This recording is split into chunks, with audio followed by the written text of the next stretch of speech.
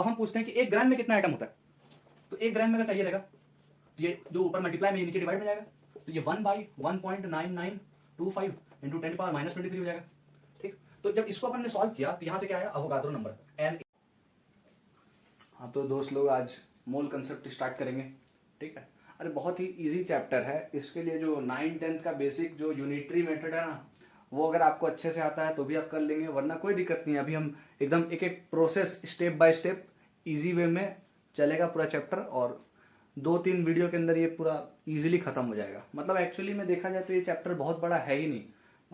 बहुत लोग देखते हैं इसको 10 लेक्चर 15 लेक्चर में पढ़ाने का, तो 1 महीना का पढ़ाया जा सकता है, लेकिन इसके लिए मेरे ख्याल से जो इम्पोर्टेंट टॉपिक है, स्टोइशियोमेट्री वगैरह हो गया, आप किस तरह से क्वेश्चन डील करते हैं, यूनिटरी मेथड लगाना हो गया, जो मोस्टली जेई मेंस और नीट वगैरह में जो पीवाईक्यू पूछे जा रहे हैं, बहुत ही हल्का चैप्टर, उतना लेवल पे क्वेश्चन आता ही नहीं एक्चुअली इस पे। चलिए स्टार्ट करते हैं। ठीक है, तो मोल होता क्या है? Amount of substance that contain as many entities as there are atoms in carbon 12 isotope.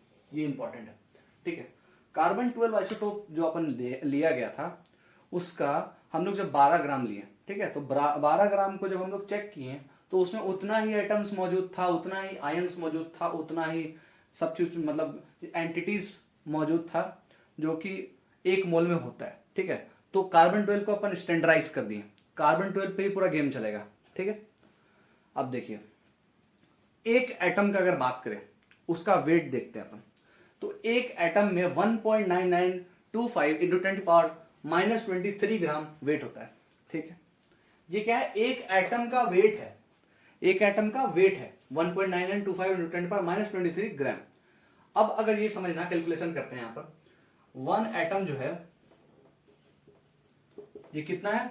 1.9925 into 10⁻⁻23 ग्राम। ठीक है, अब हम पूछते हैं कि 1 ग्राम में कितना एटम होता है। तो 1 ग्राम में अगर चाहिए रहेगा तो ये जो ऊपर मल्टीप्लाई में ये नीचे डिवाइड में जाएगा, तो ये 1/1.9925 इंटू 10⁻⁻23 हो जाएगा। ठीक, तो जब इसको अपन ने सॉल्व किया तो यहां से क्या आया? अवोगाद्रो नंबर Na, जो कि बराबर होता है 6.02 इंटू 10⁻⁻23। वही लिखा हुआ है भाई। तो आज आपको समझ में आ गया होगा कि ये 1 ग्राम बराबर 6.02 इंटू 10⁻23 आइटम्स कैसे हुआ। ठीक है, अब देखिए कुछ कुछ इंपॉर्टेंट टर्म्स है जो इस चैप्टर में आपको बहुत बार बोला जाएगा। अब definition competitive point of view से नहीं पूछा जाता है।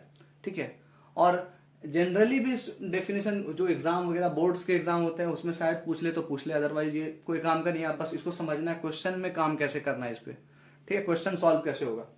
आपको बोल देगा कि सोडियम है या फिर कोई भी एक एलिमेंट है, ठीक है, उसमें बोलेगा ग्राम एटॉमिक मास बताओ, या पूछ लेगा रिलेटिव मास बताओ, या पूछ लेगा एक्चुअल मास क्या है ये बताओ।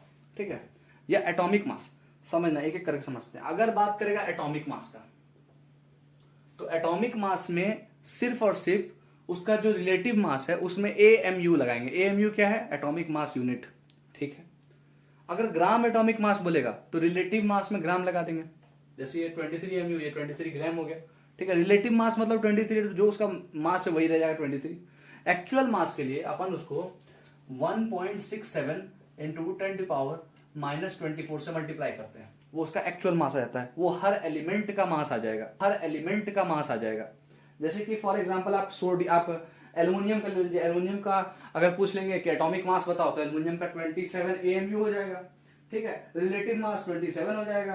ठीक है, एक्चुअल मास अगर बात किया जाए तो एल्युमिनियम का 1.67 इंटू 10⁻⁻24 से मल्टीप्लाई कर देंगे, ऐसे आता है। ठीक है, तो ये आपको डिफरेंस समझ में आ गया, atomic mass, gram atomic mass, relative mass और एक्चुअल मास क्या होता है। ठीक है, एक्चुअल मास के लिए याद रखना, रिलेटिव मास में 1.67 इंटू 10⁻⁻24 मल्टीप्लाई करते हैं, -23 नहीं। ठीक, ये कैसे आता है ये भी समझ में आ गया। अब जहां से क्वेश्चन बनता है मोल को किसी चीज से इक्वेट करके आपको बोला कि अच्छा बता भाई, मेरे को इसका मोल पता है, इसका मोल बता, या इसका मोल पता है। स्टोइशियोमेट्रिक कैलकुलेशन जिसको अपन कहते हैं उस पे आते हैं। ठीक है, तो ये बात ऐसा है कि जो स्टोइशियोमेट्रिक कैलकुलेशन है उसका एक फंडा है, उसका एक अपना नियम है। वो नियम ये है कि मोल को मोल के साथ ही इक्वेट कर सकते हैं। ठीक है, या तो मोल को लीटर के साथ इक्वेट कर दो, आयंस के साथ कर दो, एंटिटीज के साथ में तुम इक्वेट कर सकते हो, उसमें कोई दिक्कत नहीं है। लेकिन अगर तुम मोल को वेट के साथ इक्वेट कर रहे हो तो फिर दिक्कत हो जाएगा, तो क्वेश्चन गलत हो जाएगा। ठीक है, वही लिखा हुआ है, मोल को मोल के साथ इक्वेट कर सकते हैं, मोल को लीटर के साथ भी इक्वेट कर सकते हैं, आयंस के साथ भी कर सकते हैं, लेकिन मोल को वेट के साथ नहीं कर सकते हैं।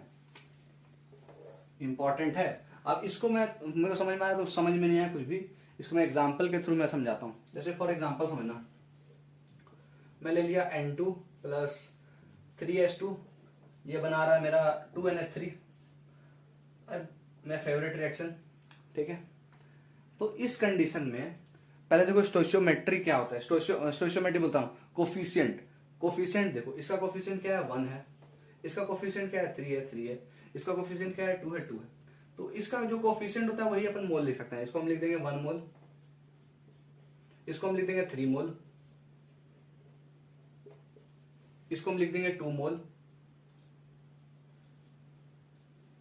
ठीक है, तो जो उसका कोफिशिएंट था उसको हम मोल के साथ लिख दिए। ठीक है, इसको हम लीटर लिख सकते हैं क्या? यस, लीटर भी लिख सकते हैं, 1 लीटर, 3 लीटर, 2 लीटर। ठीक है, लेकिन क्या हम इसको ऐसा लिख सकते हैं क्या, ये 1 ग्राम है, ये 3 ग्राम है, ये 2 ग्राम है? नहीं, ये गलत हो जाएगा।